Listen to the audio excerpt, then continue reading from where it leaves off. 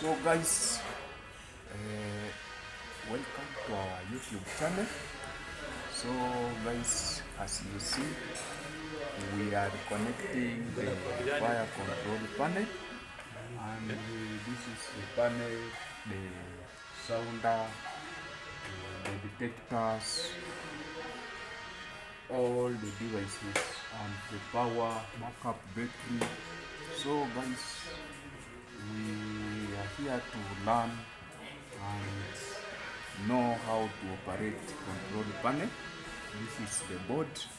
So everything is connected. Even the panel is ready for work. As you see, even guys. See guys.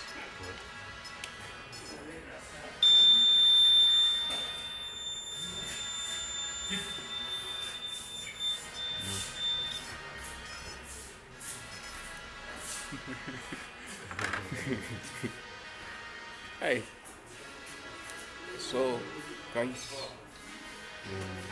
these are the detectors, the core points. This is zone 1. We have differentiated the lines. This is zone 1 for detection, core point, and the detector. Zone 2 and the sounder.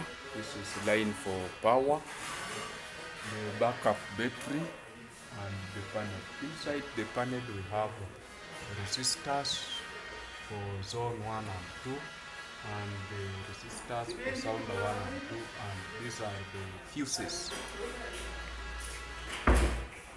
So guys, watch and like. You see the panel is on. We are in class, eh? Hey guys.